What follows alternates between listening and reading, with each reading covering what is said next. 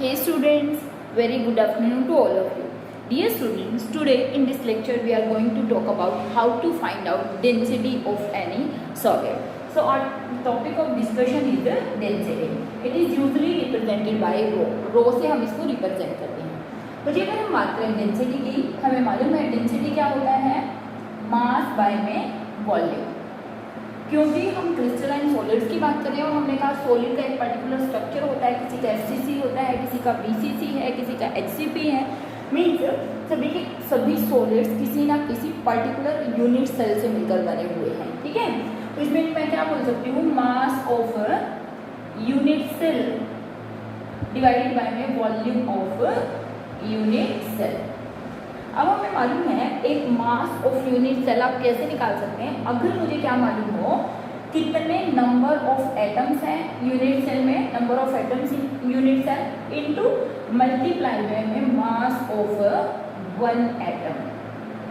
Atom हम sphere consider कर रहे हैं और वॉल्यूम ऑफ यूनिट सेल को हमें मालूम है क्या होती है, दैट इज AQ.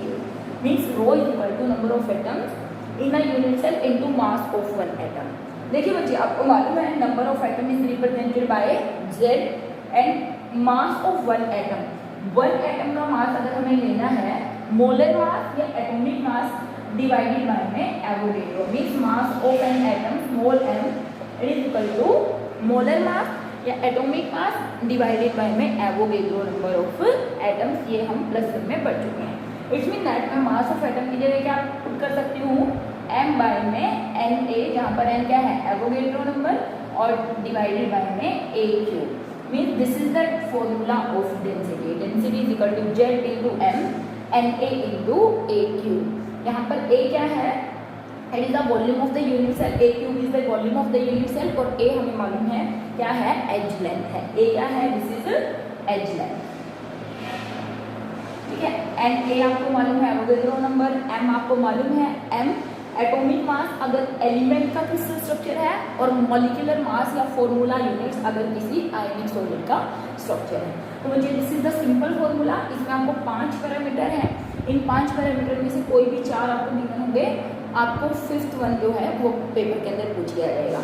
हो सकता है Z पूछ लिया जाए, हो सकता है A पूछ लिया जाए, हो सकता है M पूछ लिया जाए, या हो सकता है डेंसिटी.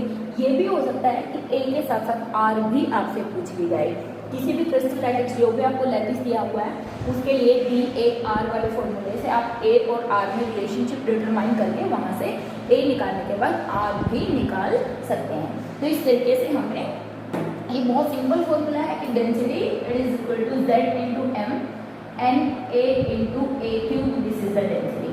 देखिए यूनिट्स हमें मालूम है, A पिकोमीटर में है, सेंटीमीटर में है, मीटर में है. आप उसको अपने आप चेंज कर सकते हैं किसी भी यूनिट्स के अंदर. अगर पिकोमीटर में है तो हम उसको 10⁻⁻10 से मल्टीप्लाई कर देंगे. ठीक है,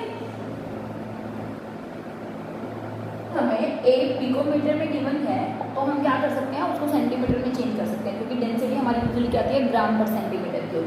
तो उस कंडीशन में हमारा फॉर्मूला क्या हो जाएगा, ZM Na into AQ into 10⁻30 ग्राम पर सेंटीमीटर क्यूब.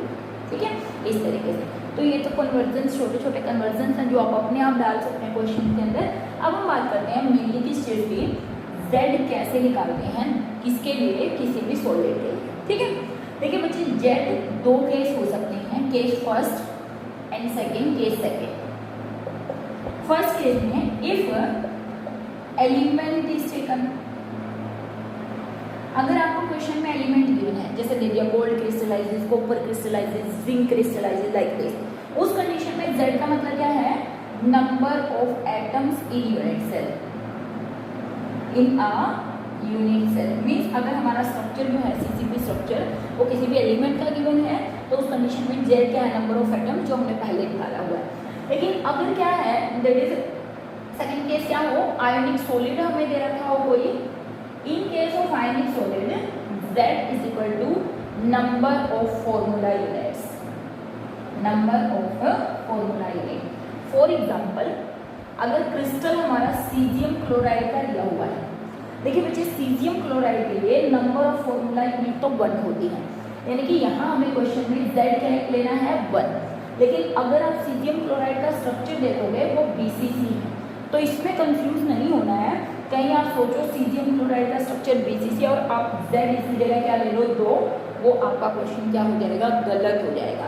तो यहाँ पे इस चीज़ का बिल्कुल पर्टिकुलर ध्यान रखना है कि अगर आपको कोई एलिमेंट का क्रिस्टल दिया हुआ है तो Z का मतलब number of atoms in any unit cell, और अगर आपको कोई आयनिक सॉलिड दिया हुआ है तो उसमें Z का मतलब है नंबर ऑफ फॉर्मूला यूनिट। ठीक है, मैंने आपको प्रीवियस लेक्चर में जब आपको कुछ आयनिक कंपाउंड के स्ट्रक्चर्स करवाए थे तब मैंने आपको number of formula unit in 1 unit cell आपको बता दिया था कि कैसे निकालते हैं और क्या होता है। तो यहाँ पे ध्यान रखना है सीजियम क्लोराइड के लिए Z कितना हुआ 1, NaCl के लिए कितना हो जाएगा 4, है ना। इसी तरीके से कोई भी क्रिस्टल स्ट्रक्चर जो आपको दे रखा है उसमें हमें ये ध्यान रखना है कि Z की वैल्यू क्या लेनी है।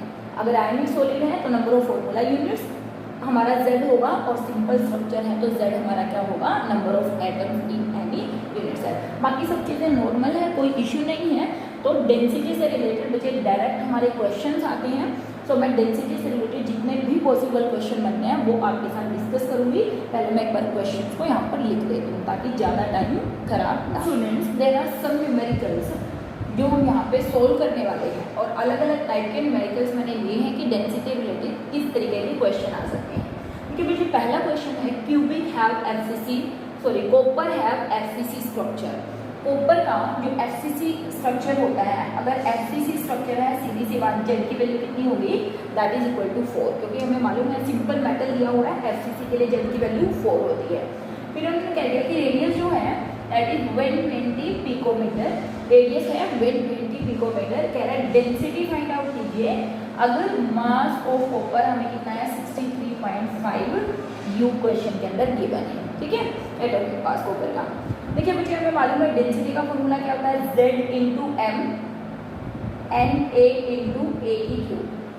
अब Z हमारे पास है, M हमारे पास है, एवोगैड्रो नंबर हमारे पास है, लेकिन A हमारे पास नहीं है, और क्रिस्टल स्ट्रक्चर कौन सा है FCC। तो याद रखिए हमने एक रिलेशन किया हुआ है DAAR 2 to 1 2 √2 बाय 1 मीन्स अगर हमें A निकालनी है तो हमारी किसके बराबर होती है 2 √2 इंटू R। हमें A चाहिए, R क्वेश्चन के अंदर गिवन है, तो इस रिलेशन का यूज किया हमने A is equal to 2 √2 into R। √2 की वैल्यू हमें मालूम है कितनी होती है 1.414, R आपको क्वेश्चन में गिवन है 120।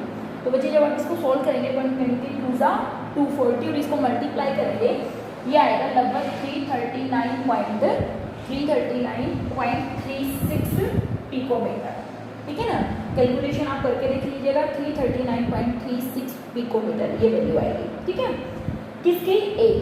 अब देखिए यहाँ पे रख दीजिए, सारा क्वेश्चन खत्म। Density is equal to Z4 mass 63.5 divided by में 6.022 इंटू 10⁻23 इंटू A की क्यूब मतलब 339.36 इंटू 10⁻10 सेंटीमीटर, क्योंकि डेंसिटी हमारी सेंटीमीटर में निकलेगी इसकी क्यूब।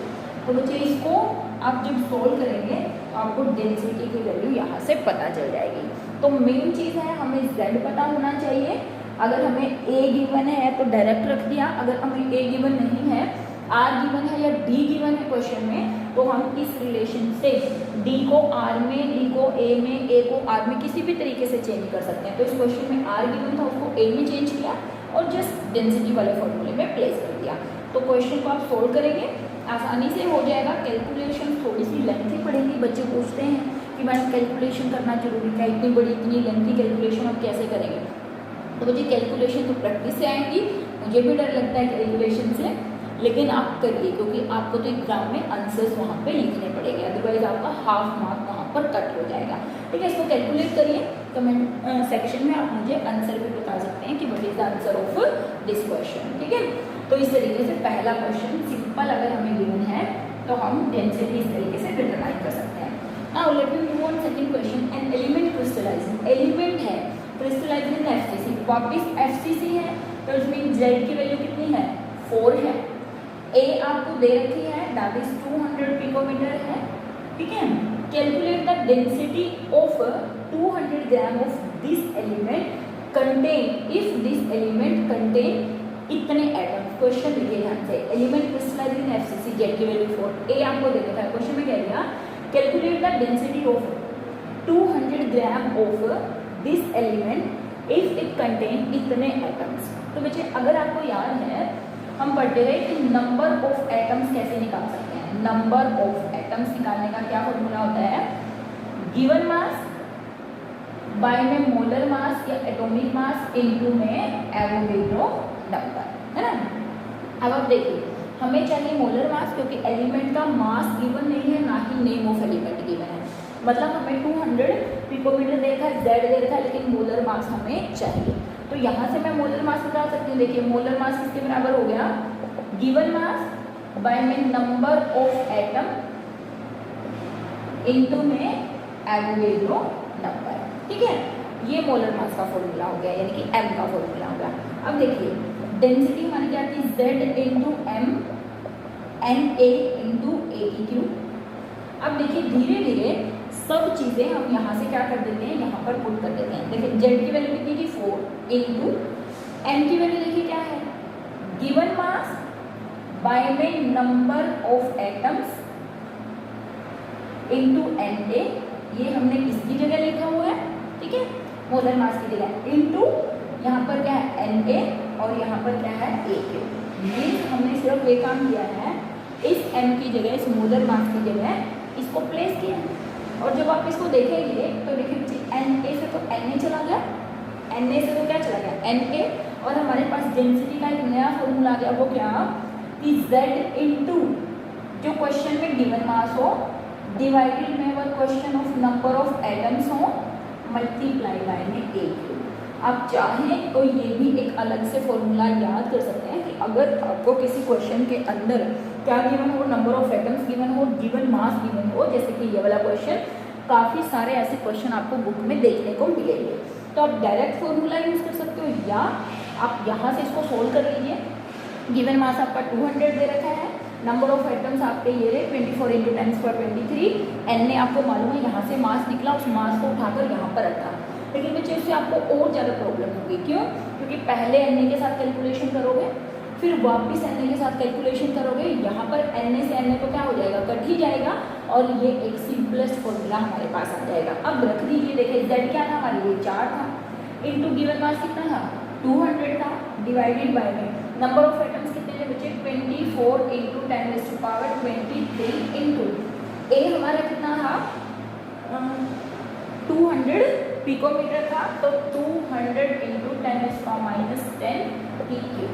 तो बच्चे यहाँ से जब आप सोल्व करेंगे तो देखिए 10⁻30 हो गया, ये तो 10⁻30 इंटू 200 इंटू 200, ठीक है।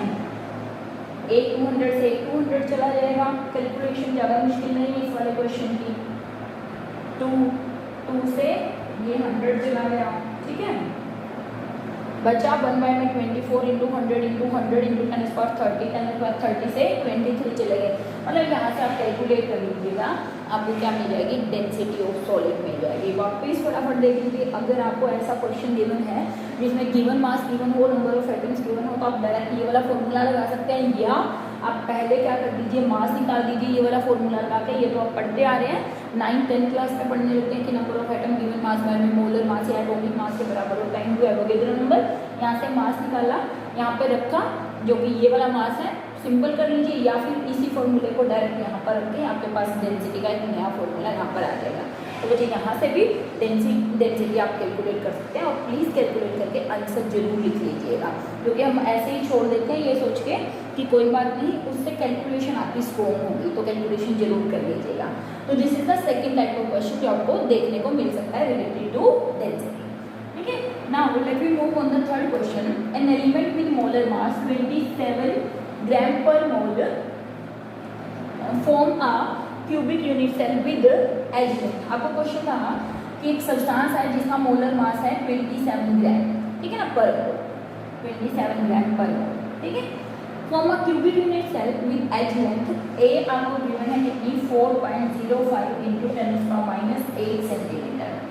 If density is 2.7 gram per centimetre cube, what is the nature of the unit cell. Means क्या पूछा हुआ है Z क्या है, मतलब FCC है नेचर, BCC है, किस तरीके की नेचर है यूनिट सेल की। मीन्स क्या क्वेश्चन में सीधा Z पूछा हुआ है, density is equal to Z into M NA into AQ, सब कुछ गिवन है।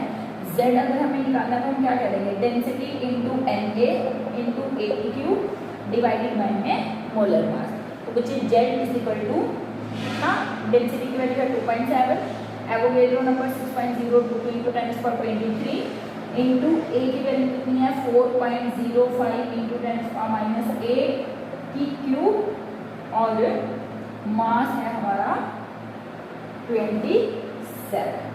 ठीक है, 27 से तो 27 ही चला गया डिवाइडेड बाय में 10। बाकी कैलकुलेशन आप कर लीजिएगा, यहाँ से आपकी जेड निकल आएंगे। और जेड को तो निकालने का बहुत ही आसान, मतलब आप ये मान सकते हो जेड को आपको मालूम है कि आंसर क्या होगा। कई बच्चे क्या करते हैं बहुत बड़े बड़े आंसर्स निकाल देते हैं, लेकिन बच्चे अगर जेड पूछा हुआ है, जेड हमारा क्या हो सकता है 1 हो सकता है, 2 हो सकता है, 4 हो सकता है, 6 हो सकता है ना। इससे बड़ा तो जेड की वैल्यू नहीं हो सकती, क्योंकि यूनिट सेल हमारी सिंपल हो सकती है, BCC हो सकती है, FCC हो सकती है या HCP हो सकती है। मोस्ट प्रोबेबली हमारी BCC या FCC होती है। तो लगभग ऐसे क्वेश्चन में हमें ये मालूम होता है या तो ये आंसर आएगा ये आंसर आएगा, लेकिन कभी भी ये मत करिएगा कि आना तो 2 या 4 ही है। देखिए मान लीजिए इसका सोल्यूशन के बाद 4 आंसर आ रहा हो, एग्जैक्ट 4 नहीं हो सकता, 4.01 ऐसे करके कुछ आंसर आ जाएगा। तो इसका मतलब स्ट्रक्चर कैसा है FCC, और आप सोचो कैलकुलेशन करके मैं ऐसे ही 2 लिख लूँ तो वहाँ पे पूरा का पूरा आंसर आपका गलत कंसीडर किया जाएगा। क्यों? क्योंकि यहाँ पे तो पर्टिकुलर आपको यूनिट सेल यानी कि Z पूछा हुआ है। अगर आप Z ही गलत निकालेंगे तो इसका मतलब आपने यूनिट सेल की नेचर भी गलत फाइंड आउट कर दी है कि what is the nature of unit cell. तो ऐसे क्वेश्चन को कैलकुलेशन से आंसर्स निकालिए तो आपके आंसर्स बिल्कुल सही आएंगे। तो एक सिंपल क्वेश्चन था जहाँ पर क्या पूछा हुआ था, Z पूछा हुआ था। मैंने कहा था चारों पाँचों पैरामीटर में से कोई एक पैरामीटर वो आपसे पूछ सकते, ठीक है। Now let me move on next question in which cesium bromide has a cubic structure. Cesium bromide का cubic structure है, बता नहीं रखा कौन सा है, CCP है, FCC है, किस टाइप का स्ट्रक्चर है नहीं बताया हुआ, लेकिन हमें ध्यान रखना है कि cesium bromide और cesium chloride का सिमिलर स्ट्रक्चर होता है। इसका मतलब अगर cesium chloride जैसा ही cesium bromide होता है तो Z की वैल्यू कितनी होगी, 1 होगी। ये बात यहाँ पर ध्यान देने की है। ऊपर वाले जितने भी क्वेश्चन यहाँ पर गिवन थे उनमें एलिमेंट गिवन था, इसलिए हम Z निकालते रहे number of atoms in a unit cell FCC HCP में कितने हैं, लेकिन यहाँ पर क्या निकालेंगे, नंबर ऑफ फॉर्मूला यूनिट। तो सीजियम क्लोराइड की नंबर ऑफ फॉर्मूला यूनिट 1 होती है, इसका मतलब सीजियम ब्रोमाइड की भी नंबर ऑफ फॉर्मूला यूनिट्स कितनी होगी, 1 होगी, ठीक है। Calculate the unit cell length, a निकालिए। If density is equal to 4.24 gram per centimetre cube, caesium bromide दोनों का मास गिवन है, तो सीजियम ब्रोमाइड का फॉर्मूला मास कितना होगा 133 प्लस 803 इतना ग्राम या इतना यूनिफाइड मास, ठीक है। ये हो गया आपका M, ये हो गई डेंसिटी, ये हो गया Z। A आपसे पूछा हुआ तो लगा दीजिए density is equal to ZM NA into A के क्यूब। तो Z की वैल्यू कितनी है बच्चे 1, M हमारा कितना है 213, NA कितना है 6.022 इंटू 10⁻23, A की क्यूब आपको निकालनी है, डेंसिटी हमारी कितनी है 4.24। तो यहाँ से इसको सोल्व करेंगे तो बच्चे यहाँ से आपका रिमेंबर दिस A क्यूब निकलेगा, यहाँ से क्या निकलेगा A क्यूब, ठीक है। अब क्यूब को मैथ वाले बच्चे तो बहुत आसानी से क्या कर सकते हैं, सोल्व कर सकते हैं। क्या करिए, अंडर रूट करके निकाल सकते हैं, मतलब ऐसे मान लीजिए इस सारे को सोल्व करके, इस सारे को सोल्व करके मान लीजिए x वैल्यू आई है, इस कंप्लीट को सोल्व करके वैल्यू कितनी आएगी x। तो हम क्या करेंगे, अगर मुझे a चाहिए तो मैं कह दूँगी x 1/3। अब इसको निकालने के लिए मैं क्या करूँगी, मैं ले लूँगी log a is equal to 1/3 log x, क्योंकि अगर किसी भी क्वांटिटी का हम लोग लेते हैं तो ये 1/3 पावर आगे आ जाएगी log x। लेकिन ऐसे करने से बच्चे आपको बहुत ज़्यादा लेंथी प्रोसेस करेगा। मीन्स पहले आप क्या करोगे, log a की वैल्यू देखोगे, log x की वैल्यू देखोगे, फिर आपको a चाहिए, इस log को आप उस तरफ ले जाकर एंटी log निकालेंगे, मतलब बहुत ज़्यादा लेंथी कैलकुलेशन हो जाएगी, ठीक है। लेकिन दूसरा तरीका क्या है बच्चे, आप अप्रोक्सीमेशन लगा दीजिए। क्या लगा दीजिए, अप्रोक्सीमेशन। मीन मान लिया हमारा a की क्यूब ऐसे आ गया, 125 इंटू 10⁻⁻24 समथिंग कुछ ऐसे, ठीक है। तो इसका अगर मुझे क्यूब निकालना है तो बेटा अप्रोक्सीमेशन लगा दीजिए कि अगर मैं इसका क्यूब करूँगा या करूँगी तो 10⁻⁸ है ना, 8 3 24, ये तो निकल गया क्यूब से बाहर, और बच गया ये 125। हमें मालूम है ये 5 का क्यूब होता है, 5 इंटू 5, तो आंसर क्या आ गया, ए की वैल्यू आ गई 5 इंटू 10⁻⁸, ठीक है ना, सेंटीमीटर क्यूब। तो बच्चे आप ये चीज़ देख लीजिए यहाँ पर कि अप्रोक्सीमेशन लगाते हुए आप क्यूब कर करके देख लीजिए सभी के। अगर ये वैल्यू, मान लिया ये वैल्यू यहाँ पर 130 के आसपास होगी, अगर ये वैल्यू कितनी होती 130, तो एक बात तो मुझे मालूम है इसका क्यूब 5 से बड़ा है ना, और 6 से बहुत ज़्यादा छोटा है, तो मैं आंसर अप्रोक्सीमेटली मैं करूँ 5.1 इंटू 10⁻⁸, तो 3 बार 5.1 5.1 5.1 की आप मल्टीप्लाई करके देख लीजिए, आंसर अगर नियर अबाउट 130 आता है तो इसका मतलब सही है, अदरवाइज 5 ही लिख सकते हैं आप इसके लिए। तो ए की वैल्यू कितनी आ गई इस तरीके से। तो वैसे तो लॉगरिथम लेके भी सोल्व कर सकते हैं, जिसको ये बात समझ में आई बहुत अच्छा, और जिसको नहीं समझ में आई तो वो मेरे को एक बार कमेंट सेक्शन में बता देना कि मैम एक बार और बता दो। वैसे तो मैं लोग ऑलरेडी सारा बता चुकी हूँ, तो मैं यहाँ पे कह रही हूँ कि यहाँ से इसकी वैल्यू लेंगे, लोग की इसकी वैल्यू लेंगे, सोल्व करेंगे, और फिर ए निकालने के लिए मुझे इस पूरी क्वांटिटी जो है उसका एंटीलोग भी लेना पड़ेगा, जैसे कि हमने केमिकल काइनेटिक्स में दिया था। तो यहाँ पर ए अप्रोक्सीमेशन से आप निकाल लीजिए। तो student these are the questions which are based on the density. किसी भी तरीके से क्वेश्चन को घुमा दिया जाए, हो सकता है आपको कभी कभी आर की जगह यहाँ डी दे दें, अगर यहाँ पर डी दे दिया है तो आपको क्या करना है, डी को ए में चेंज करना है, या क्वेश्चन में ऐसे ही कह दें कि आपको दे तो ए ही दिया और लास्ट में कह दिया कि आर निकालिए, तो ए अगर आपको गिवन है तो आर आप वापस डी ए आर वाले फॉर्मूले का यूज़ करके यहाँ से आर भी आसानी से कैलकुलेट कर सकते हैं। या ऐसा भी हो सकता है कि क्वेश्चन में ये गिवन ही ना हो, कोई और वैल्यूज गिवन हो डी की या फिर आर की, और आपको ए निकालना हो, तो इस तरीके के क्वेश्चंस आपके डेंसिटी से रिलेटेड बनते हैं। बच्चे सीबीएसई में 3 मार्क्स का क्वेश्चन डेंसिटी से हमेशा आता है, तो डेंसिटी के क्वेश्चन की प्रैक्टिस जरूर कर लीजिएगा। मिलेंगे नेक्स्ट लेक्चर में, अगर आपको कोई डाउट है तो आप कमेंट सेक्शन में पूछ सकते हैं। थैंक यू बच्चों, हैव अ नाइस डे।